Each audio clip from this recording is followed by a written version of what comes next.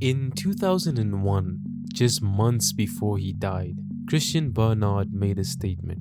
He said, Hamilton Naki had better technical skills than I did. Think about what that sentence means for a second. The most famous surgeon on earth, the man on the cover of Time magazine, the man who had been celebrated for decades as the person who changed medicine forever, looked at another man and said, yeah, he was better at this than me. Hamilton Naki at that point had been retired for 10 years. His official pension was classified as a gardener's pension. It had paid him 760 Rand a month. This is the story we are telling today. Not the story of a medical miracle, the story of what it cost. The year is November 8, 1922. A boy is born in Beaufort West, a small Karoo town 5 kilometers from Cape Town, deep in the semi-desert of South Africa's interior. His name is Christiaan Barnard. His father, Adam, is a Dutch Reformed minister. His mother, Maria, is an intensely driven woman who tells her sons that they must always be first, in school, in everything, and who is also not above making that demand with the threat of a strap. The family is poor, but they weren't poor by choice though. An important detail to note is that Adam Barnard chose to minister not to the white community of Beaufort West, but to the colored community. In a country already deepening its commitment to racial segregation, that choice had consequences. It meant a smaller salary. It meant the family was more or less shunned by their fellow Afrikaners as well. It meant that Christiaan Barnard grew up knowing something at close range about what race could cost a person, even a white person who dared to ignore the lines. He studied by firelight because the family couldn't always afford something better. He won a school tennis championship with a borrowed racket and a cardboard stuffed into his shoes to cover the holes in his soles. He was not by any means a privileged child, but he was a white child in South Africa. In the year 1940, Barnard enrolled at the University of Cape Town's medical school. He graduated in 1945. He practiced as a general practitioner, then he returned to postgraduate work and then went to the United States to the University of Minnesota, where he spent 3 years studying under some of the best cardiac surgeons in the world. He came back to Cape Town in 1958 with one intention. He was going to do something no surgeon had done before. 4 years before Barnard was born, in a village on the other side of the country, another boy came into the world. His name was Hamilton Naki, and the country he was born into had already decided everything about what he was allowed to become. Hamilton Naki is born in Ngcangane, a small village in Sintane in the Eastern Cape. His family is poor. There is no question of extensive schooling. He attends school for 6 years until the age of 14, and then the money runs out. In 1940, the same year Barnard begins his university degree, 14-year-old Hamilton Naki does the only thing available to him. He hitchhikes to Cape Town. He finds work at the University of Cape Town. His job is to tend to the grounds, specifically to roll the grass tennis courts. He is 14 years old. He is extraordinarily far from home. He is doing the only work the university or the law of this country would allow him to do. That is 1940.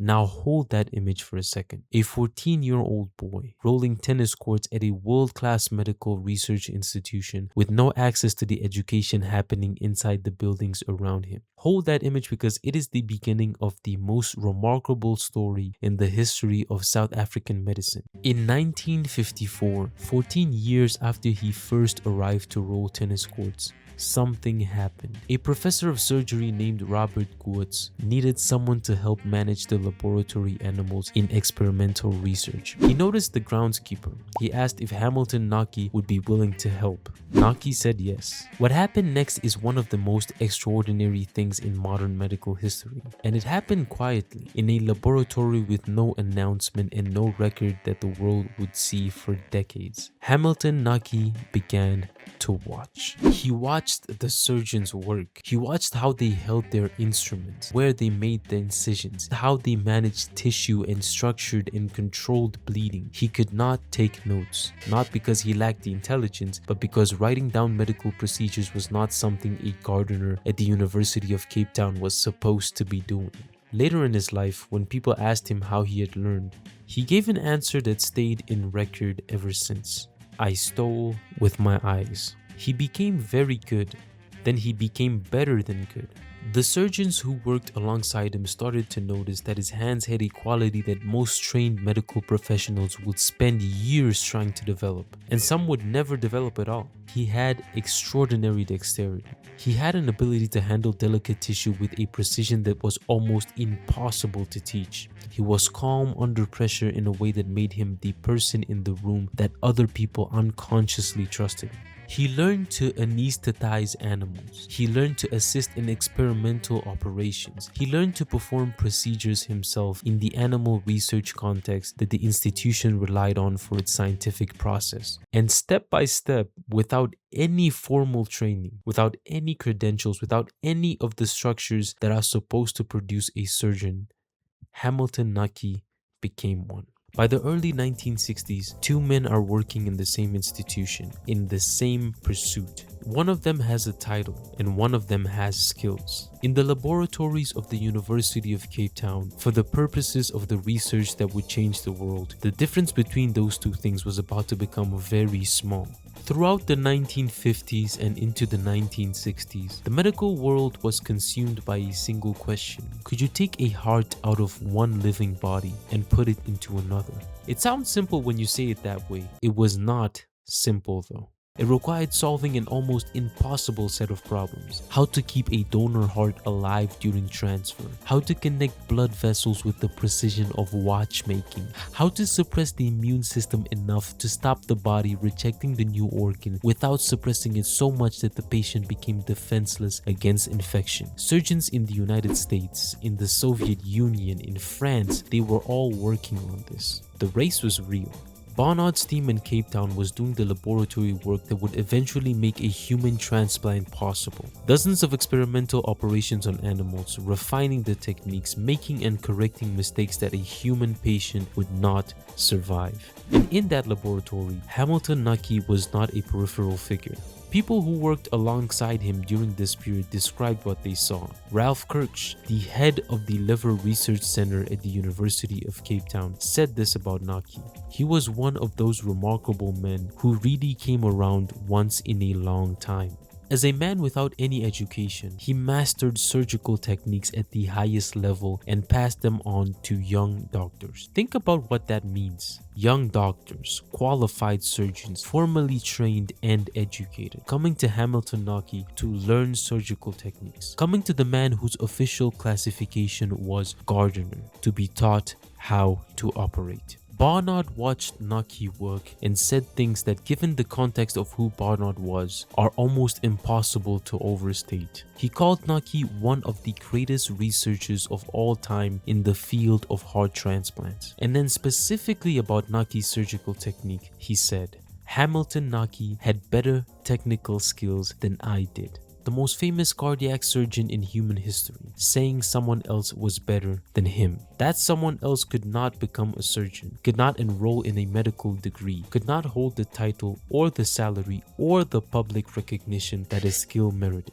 because the system had decided before he was born what his ceiling was, and it had nothing to do with his hands. But all of this, the years in the laboratory, the animal experiments, the technique developed and refined, all of it was preparation for one night, December 2nd, 1967, a Saturday. A young woman named Denise Darval was crossing a road in Cape Town, returning to the car after going to buy a cake. She was 25 years old. A car struck her as she crossed. The impact was catastrophic. Her skull fractured and her brain, the doctors would determine, was no longer functioning in any meaningful sense. She was kept alive by machines, but her heart was still beating. Her father, Edward Darval, was told what had happened. He was then told something else, that a dying man at this hospital might be saved if he agreed to donate his daughter's heart. Edward Darval said yes. The man waiting was Louis Vashkansky, 53 years old, a grocer, a man who had suffered multiple heart attacks and whose damaged heart was failing by the day. His doctors had told him that without intervention, his time was very short. Vashkansky agreed to the surgery. Just after midnight on December 3rd, 1967, a surgical team led by Christiaan Barnard began the operation. 9 hours. The operation lasted 9 hours. Barnard and his team removed Vashkansky's failing heart. They placed Denise Darwal's heart inside his chest. They reconnected the blood vessels with the precision that years of laboratory work had made possible, and then they waited. The new heart, electrically shocked, began to beat, and Louis Vashkansky had a new heart. Barnard walked out of Groote Schuur Hospital that Sunday morning into the early light, hours after making history. There were no journalists waiting, no photographers, nothing. He had called the medical superintendent of the hospital, Dr. Jacobus Berger, to inform him of what had happened. Berger apparently struggled to believe what he was hearing. Barnard told him, no, it wasn't dogs, it was human beings. 2 human beings. Within an hour, South Africa's Prime Minister, John Vorster, knew. Within days, journalists and photographers from around the world had descended on Cape Town. Louis Vashkansky regained consciousness. He was able to speak. On some days, he was able to walk. The world tracked his progress with an intensity usually reserved for heads of state. He survived 18 days. Then he died. Not from heart rejection, but from pneumonia, the result of the drugs that had been given to suppress his immune system and prevent the new heart from being rejected. It was not by any clinical measure a success, and yet the medical world treated it as exactly that. A proof of concept, a demonstration that the thing that everyone had wondered was possible actually was. Christiaan Barnard became one of the most famous people on earth. Almost overnight, he appeared on every major magazine cover. He gave interviews to every television network. He dined with heads of state, movie actors, royalty. He was photographed with Sophia Loren. He was received by the Pope. He was, by many accounts, the most celebrated doctor in human history. And somewhere in Cape Town, in the Langa township where he had lived since coming to the city as a teenager, Hamilton Naki went back to work. When visitors came to the hospital in the weeks after the transplant, and they came from everywhere, they wanted to see the team that had changed medicine. If they encountered Hamilton Naki, the official record told them one thing: he was a gardener, a cleaner. That was the story they were given. That was the story they took home with them. Naki's presence in the surgical research environment was, under the laws of apartheid, already a kind of transgression. The idea of publicly acknowledging his role, his actual role, would have created legal and institutional consequences that the hospital was not prepared to face. Here is what the law said. Black South Africans were not permitted to be in professional roles in fields reserved for white advancement. They could not hold the positions their skills deserved. They could not publicly claim the expertise they possessed. The hospital could not, without serious consequence, have placed Hamilton Naki in the official record as what he functionally was. So it didn't. Barnard was not indifferent to this. People who knew both men have described how he spoke about Naki privately, with admiration, with genuine respect. He entertained Naki at his home. He advocated for him behind closed doors. In one account, he is described as speaking in Naki's praise whenever it is safe to do so. Whenever it was safe. Those words contain the entire architecture of apartheid, a country so committed to a racial hierarchy that acknowledging a black man's surgical skill was not safe. Naki himself spoke about this once in a BBC interview. He said, "Those days you had to accept what they said, as there was no other way you could go because it was the law of the land. There was no other way you could go." He said it without bitterness. That detail matters. He said it in the way someone says something they have made their peace with. Not because it was acceptable, but because spending a lifetime in rage at a system that will not move is a particular kind of destruction. And Hamilton Naki had chosen not to be destroyed. So he kept working. For 42 years total, he came to the University of Cape Town. He performed experimental procedures. He trained young surgeons, doctors who arrived with their qualifications and their titles and who learned their technique from a man whose official designation was laboratory assistant. Upgraded at some point from gardener, but never elevated to anything that acknowledged what he actually was. He never thought of money for himself. With what little he had, he used his connections at the hospital to raise funds for a rural school in the Eastern Cape and a mobile clinic for the community he had come from. In 1991, after 42 years, Hamilton Naki retired. His pension was classified as a gardener's pension, 760 Rand a month. he could afford to send one of his children through to the end of high school. 1. Apartheid ended in 1994, and South Africa began the long, complicated but necessary process of trying to understand what had been done, what had been built on, what had been suppressed, whose names had been left out of the record. Interest in Hamilton Naki grew. Former colleagues started speaking publicly. Journalists started investigating. A documentary called Hidden Heart was made, exploring the intertwined lives of Barnard and Naki. The New York Times ran a story. The Economist ran a story. The BBC sought him out for an interview. The world was discovering decades after the fact that there had been another person in the story. But here is where I need to be honest with you about something. In the excitement of this rediscovery, in a post-apartheid South Africa that understandably wanted to celebrate the black expertise that the old regime had buried, some accounts went further than the evidence supported. Some reports stated that Hamilton Naki had been in the operating theater on the night of December 3rd, 1967, that he had helped remove Denise Darval's heart, that he had been a hands-on participant in the actual transplant itself. Subsequent investigations, serious historical analysis, not revisionism, found that this specific claim was not accurate. The records do not place Naki in the operating theater during the transplant. The apartheid laws governing hospitals were enforced rigorously enough that his presence in a whites-only theater during an operation on a white patient would have carried extraordinary legal risk. Most credible historians who have examined the evidence have concluded that he was not there that night. I am telling you this because the true story does not need the embellishment. I am telling you this because what Hamilton Naki actually did is extraordinary enough on its own, and diminishing the exaggerated version should not diminish the man. What Hamilton Naki did was this. For years, he worked in the animal research laboratory that developed, tested, and refined the techniques that Barnard's team used on December 3rd, 1967. He performed complex experimental procedures. He mastered surgical methods that qualified professionals struggled with. He became the person that a generation of young surgeons came to the laboratory to learn from.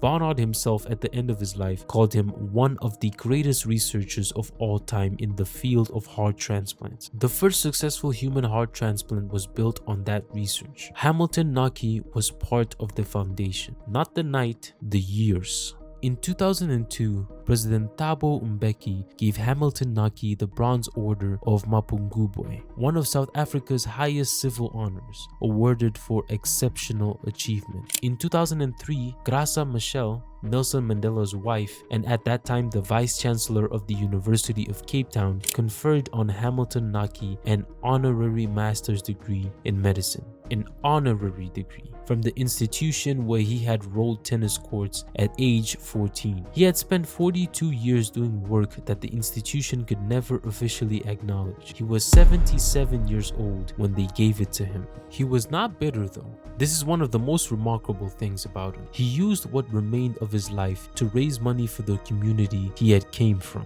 A rural school, a mobile clinic. He had spent his lunch hours for decades reading the Bible to alcoholics and drug addicts outside the hospital, not because it was asked of him, but because he believed in it. He was, by every account of everyone who knew him, a man who had found a way to live generously inside a system that was not generous to him. I do want to be clear about something. This is not a story about Christiaan Barnard being a villain. He was a talented surgeon. He was driven and brilliant and willing to attempt something that most people believed was impossible. He operated in the system he had been given, within the constraints of the country he lived in. He spoke about Naki privately with admiration. He admitted at the end of his life what people who had worked alongside them both knew already. But the system is not absolved because one man within it behaved with private decency. The point of this story is not a single person's character. The point is what a country decided to do with talent it didn't want to see. Hamilton Naki had no formal education past the age of 14. He had no medical degree, no salary commensurate with his work, no public recognition during the decades he was actually doing the work. He taught himself surgery by watching through windows. He became so good at it that the most famous surgeon in the world said he was better, and the institution that benefited from his knowledge for 42 years gave him a gardener's pension when he left, not because of his abilities, because of the color of his skin. That is the verdict. Not a theory, not a perspective, the verdict. The evidence is not disputed. The conclusion is not complicated. A man with extraordinary skill was officially classified as a laborer for the entirety of his working life because the system that employed him had decided before he was born what he was allowed to be. Christiaan Barnard told the world that Hamilton Naki was technically the better surgeon. Naki worked his entire life under the official title of a gardener. When he retired after 42 years, they gave him a gardener's pension, 760 rand a month, barely enough to send one of his 5 children through school.